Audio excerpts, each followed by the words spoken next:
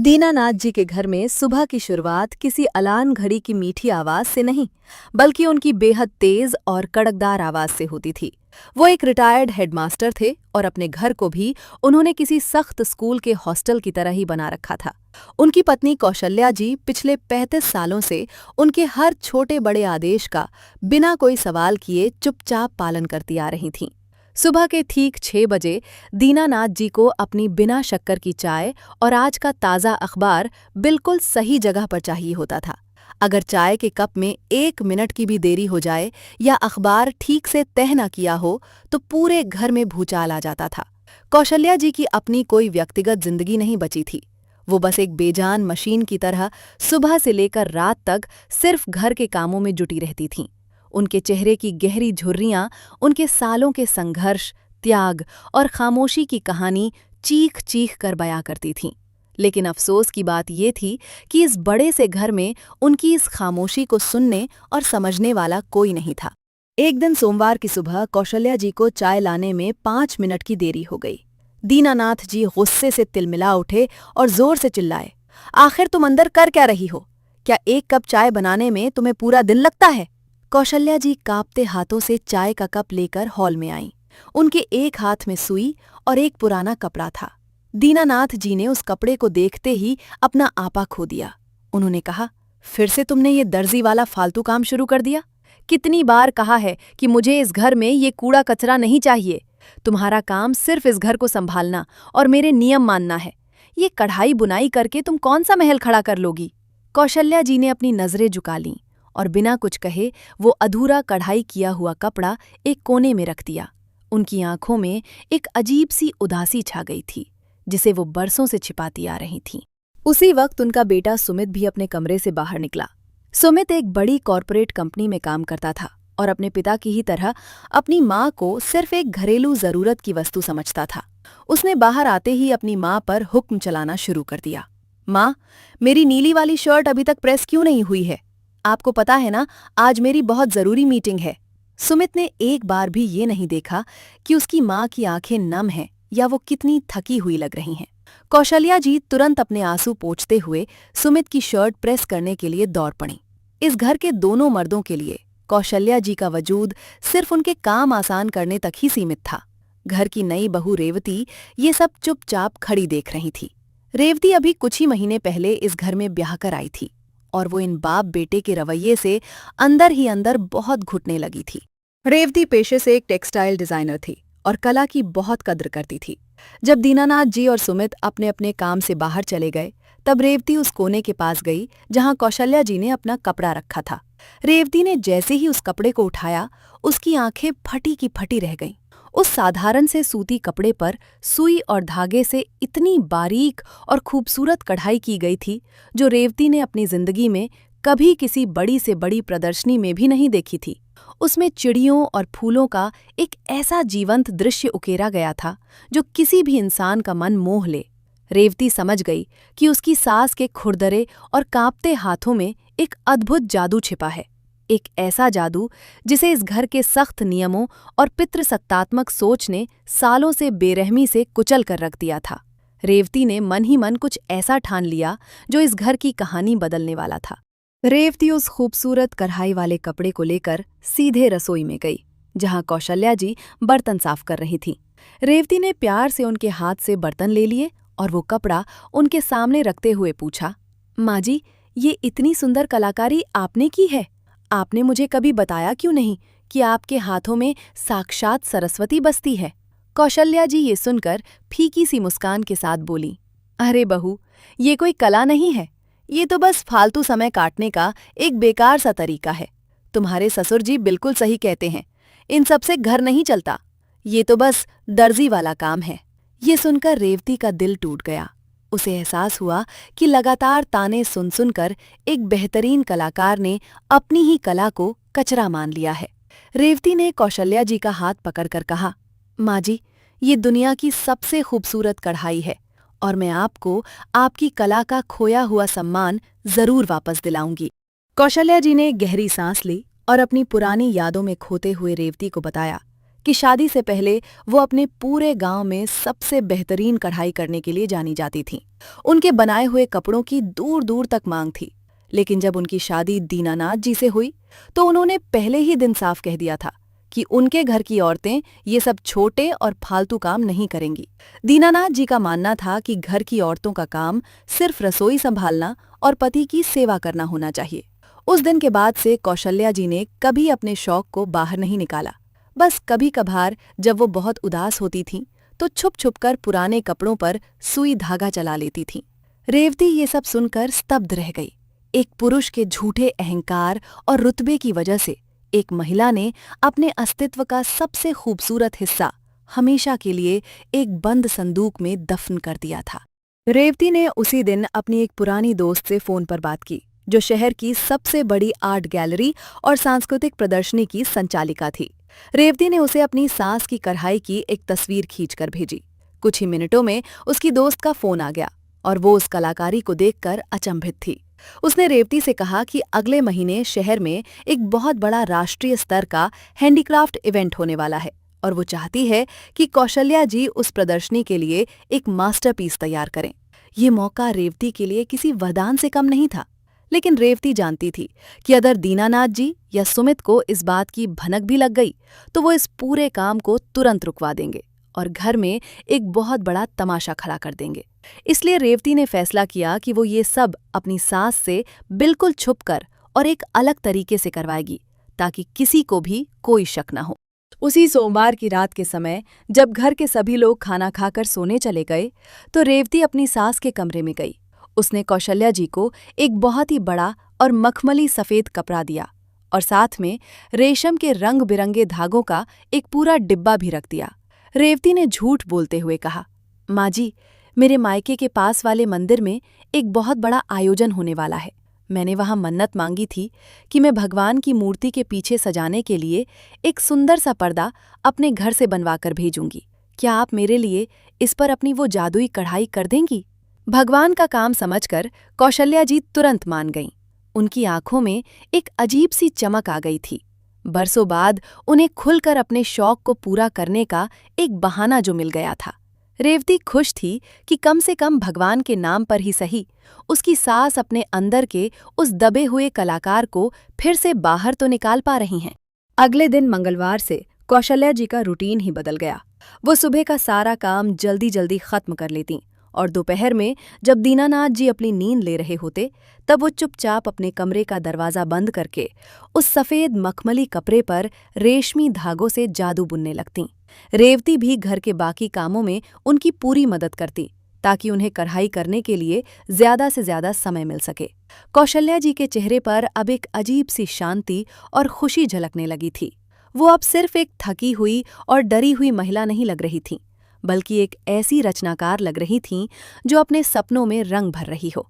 रेवती छुप छुप कर उन्हें काम करते हुए देखती और मन ही मन मुस्कुराती। उसे पता था कि वो जो पर्दा तैयार कर रही हैं वो किसी मंदिर में नहीं बल्कि शहर की सबसे बड़ी आर्ट गैलरी में जाने वाला है, जहां उनकी इस अद्भुत कला को दुनिया के सामने असली पहचान मिलेगी। कुछ दिनों बाद एक दिन दोपहर के समय दीनानाथ जी की नींद अचानक जल्दी खुल गई और वो सीधे कौशल्या जी के कमरे की तरफ चले गए। कौशल्या जी अपनी कढ़ाई में इतनी मग्न थीं कि उन्हें कदमों की आहट भी नहीं सुनाई दी। दीनानाथ जी ने जैसे ही दरवाजा खोला, उनका पारा 7वें आसमान पर पहुंच गया। उन्होंने जोर से चिल्लाते हुए कहा, तुम्हारे दिमाग में क्या भूसा भरा है? मैंने मना किया था ना कि मुझे इस घर में ये दर्जी वाला काम नहीं चाहिए। तुम दिन भर बैठकर बस मेरी बिजली और समय बर्बाद करती हो।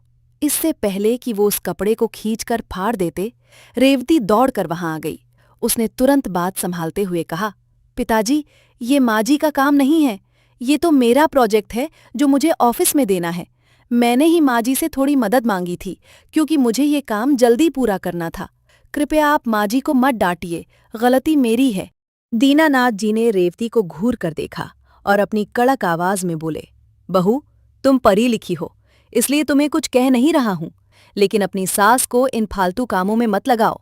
इसका काम सिर्फ मेरी दवाइयों का ध्यान रखना और घर का खाना बनाना है। इसे यही सब करने दो। इतना कहकर वो वहां से बड़बड़ाते हुए चले गए। उनके जाने के बाद कौशल्या जी बुरी तरह सहम गई थीं। उनके हाथ कांप रहे थे और उन्होंने सुई धागा नीचे रख दिया। रेवती ने उनके हाथ पकड़े और उन्हें हिम्मत देते हुए कहा, माँ जी, आपको डरने की कोई जरूरत नहीं है। आप बस अपना काम पूरा कीजिए, बाकी सब मैं संभाल लूंगी। आज रेवती ने ठान लिया था कि वो अपने ससुर जी के इस घमंड को और अपनी सास के इस डर को हमेशा के लिए खत्म करके रहेगी। ये सिर्फ एक कढ़ाई का काम नहीं था, ये एक औरत की बरसों से खोई हुई आजादी और उसके सम्मान की एक बहुत बड़ी लड़ाई बन चुकी थी। उसी दिन रात को सुमित जब ऑफिस से घर लौटा तो दीनानाथ जी ने उसे दोपहर वाली पूरी घटना नमक मिर्च लगाकर सुना दी। सुमित सीधा रेवती के पास आया और गुस्से में बोला, रेवती, तुम्हें पता है ना कि पिताजी को माँ का ये सब करना बिल्कुल पसंद नहीं है। तुम क्यों माँ को उन बेकार के कामों में बढ़ावा दे रही हो? माँ कोई कलाकार नहीं है, वो बस इस घर की गृहिणी है और उन्हें उसी हद में रहना चाहिए। रेवती ने सुमित की आंखों में सीधा देखते हुए एक बहुत ही शांत लेकिन तीखा जवाब दिया, सुमित, तुम्हारी माँ सिर्फ एक मशीन नहीं है जो तुम्हारे और तुम्हारे पिता के ऑर्डर पर चले। उनके अंदर भी एक इंसान है जिसकी अपनी कोई पसंद और प्रतिभा हो सकती है। तुम लोग तो सिर्फ अपने कपड़ों की क्रीज और खाने के स्वाद तक सीमित हो। कभी ये जानने की कोशिश की है कि तुम्हारी माँ की असली खुशी किस चीज में है? सुमित रेवती का ये रूप देखकर निश्शब्द रह गया। आखिरकार पूरे 20 दिनों की कड़ी मेहनत के बाद सोमवार को कौशल्या जी ने वो मास्टरपीस तैयार कर ही लिया। जब उन्होंने उसे पूरा खोलकर रेवती के सामने रखा तो रेवती की आंखों में खुशी के आंसू आ गए। उस सफेद मखमली कपड़े पर रेशम के धागों से भारत की प्राचीन संस्कृति, नृत्य करती हुई महिलाओं और प्रकृति का एक ऐसा अद्भुत संगम उकेरा गया था जो किसी भी इंसान को मंत्रमुग्ध कर दे। हर एक धागा कौशल्या जी के बरसों के सब्र और उनकी छिपी हुई प्रतिभा की गवाही दे रहा था। कौशल्या जी ने बहुत ही मासूमियत से कहा, ले बहू, तेरे मंदिर का पर्दा तैयार हो गया। भगवान से प्रार्थना करना कि मेरे परिवार में हमेशा शांति बनी रहे। रेवती ने वो पर्दा अपने सीने से लगा लिया और मन ही मन कहा, माँ जी, ये आपकी शांति नहीं बल्कि आपकी एक नई शुरुआत का प्रतीक है। अगले ही दिन मंगलवार को रेवती ने वो मास्टरपीस प्रदर्शनी की संचालिका को ले जाकर सौंप दिया। प्रदर्शनी का दिन करीब आ गया था। उस कलाकृति को देखकर आयोजक इतने ज्यादा प्रभावित हुए थे कि उन्होंने उसे पूरी प्रदर्शनी का मुख्य आकर्षण यानी सेंटर पीस बनाने का फैसला किया। शुक्रवार की सुबह सुबह दीनानाथ जी के घर पर एक बहुत ही शानदार निमंत्रण पत्र आया। ये निमंत्रण पत्र शहर के सबसे बड़े सरकारी अधिकारी की तरफ से भेजा गया था। दीनानाथ जी ने बड़े गर्व से वो कार्ड खोला। उन्हें लगा कि एक रिटायर्ड हेडमास्टर होने के नाते उन्हें किसी खास कार्यक्रम में मुख्य अतिथि के रूप में बुलाया गया है। लेकिन जैसे ही उन्होंने कार्ड पढ़ा, उनके माथे पर सिलवटें पड़ गईं। कार्ड पर लिखा था, श्रीमती कौशल्या देवी और उनके परिवार को राष्ट्रीय हस्तकला प्रदर्शनी में ससम्मान आमंत्रित किया जाता है। दीनानाथ जी हैरान थे कि आखिर इतने बड़े सरकारी कार्यक्रम में उनकी पत्नी का नाम मुख्य अतिथि के रूप में क्यों छपा हुआ है। दीनानाथ जी ने जोर से आवाज लगाई, कौशल्या, बाहर आओ। ये कार्ड क्या है? तुम्हारा नाम इस सरकारी निमंत्रण पत्र पर कैसे आ गया? कौशल्या जी रसोई से बाहर आईं और कार्ड देखकर खुद भी घबरा गईं। उन्हें तो कुछ पता ही नहीं था। तभी रेवती वहां आ गई और बहुत ही सहजता से झूठ बोलते हुए बोली, अरे पिताजी, आपको तो पता है कि मैं हैंडीक्राफ्ट विभाग से जुड़ी हुई हूँ। ये कार्ड उन्होंने परिवार के बुजुर्गों के सम्मान के लिए भेजा है। वहाँ शहर के सभी बड़े और सम्मानित लोग आ रहे हैं। उन्होंने खास तौर पर आपको और माँ जी को आशीर्वाद देने के लिए बुलाया है। दीनानाथ जी का सीना गर्व से चौड़ा हो गया। उन्हें लगा कि ये सब उनकी ही इज्जत और रुतबे का नतीजा है कि सरकार उनके घर निमंत्रण भेज रही है। उन्होंने तुरंत सुमित से कहा, बेटे, आज शाम को तैयार रहना, हम सब उस प्रदर्शनी में जाएंगे और मेरे सारे रिटायर्ड दोस्तों को भी वहीं बुला लो। शुक्रवार की शाम के समय पूरा परिवार तैयार होकर उस भव्य प्रदर्शनी हॉल में पहुंच गया। दीनानाथ जी अपने दोस्तों के साथ बड़े ही रुतबे से पूरे हॉल में घूम रहे थे। सुमित भी अपने पिता के साथ साथ चल रहा था।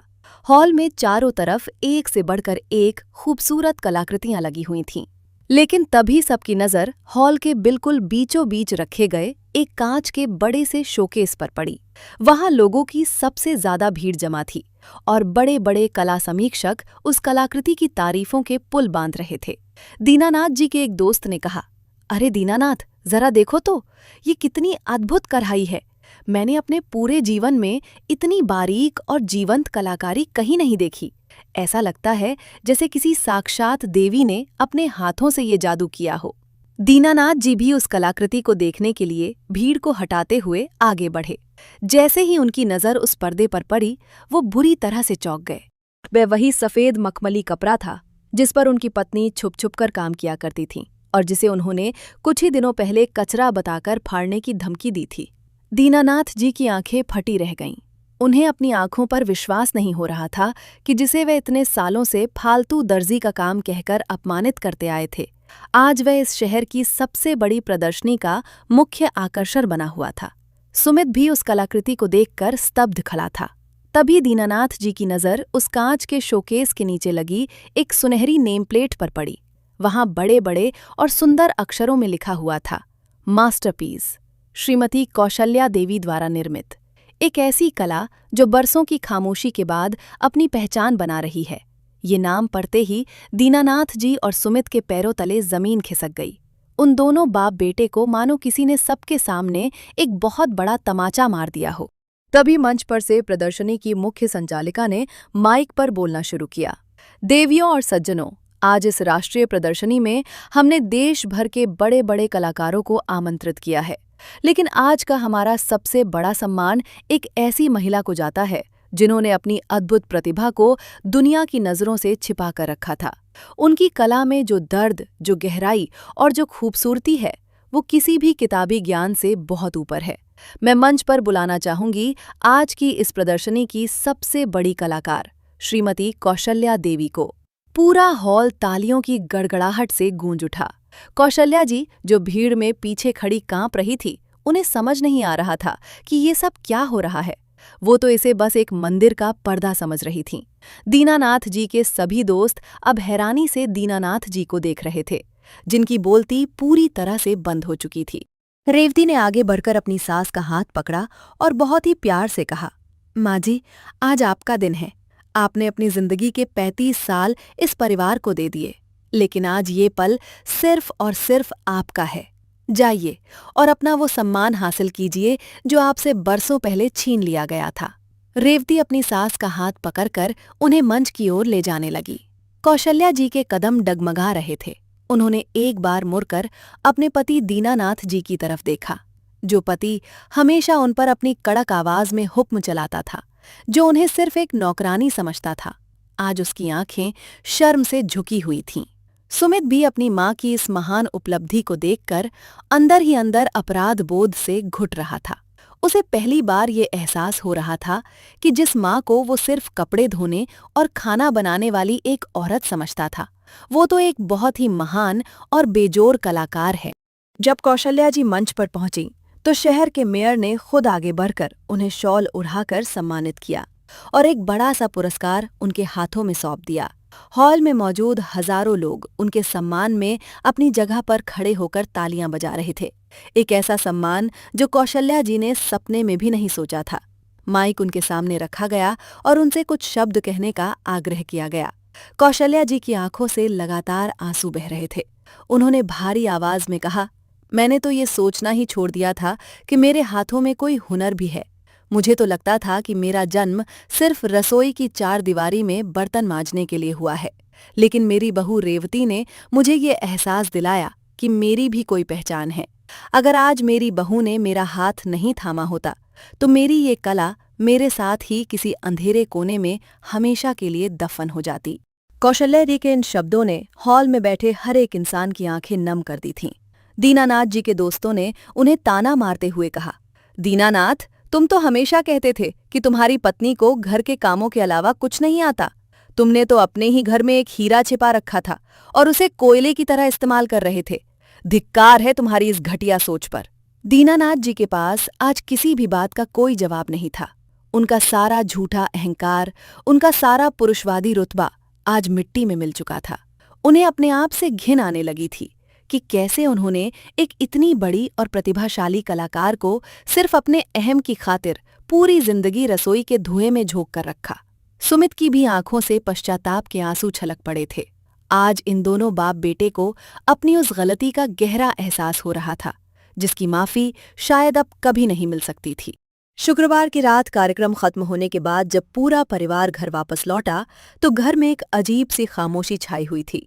लेकिन ये खामोशी पहले जैसी डरावनी नहीं थी। आज इस खामोशी में एक बहुत बड़ा बदलाव छिपा था। दीनानाथ जी और सुमित चुपचाप आकर डाइनिंग टेबल पर बैठ गए। आज उन्होंने ना तो पानी मांगा और ना ही खाना परोसने का हुक्म दिया। कौशल्या जी जैसे ही रसोई की तरफ बढ़ने लगीं, दीनानाथ जी ने पहली बार अपनी जिंदगी में उन्हें रोकते हुए कहा, रुको कौशल्या, आज से तुम रसोई का कोई काम नहीं करोगी।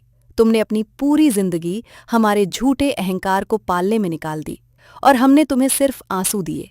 आज के बाद इस घर में तुम सिर्फ अपनी कला पर ध्यान दोगी और वही करोगी जो तुम्हें असली खुशी देता है। ये सुनकर कौशल्या जी की आंखों से आंसू छलक पड़े, लेकिन ये आंसू दर्द के नहीं बल्कि उनके बरसों के संघर्ष की जीत के आंसू थे। सुमित ने भी अपनी माँ के पैर पकड़ लिए और रोते हुए बोला, मुझे माफ कर दीजिए माँ, मैं कितना अंधा हो गया था। मैंने कभी एक बेटे का फर्ज नहीं निभाया और आपको सिर्फ एक मशीन समझता रहा।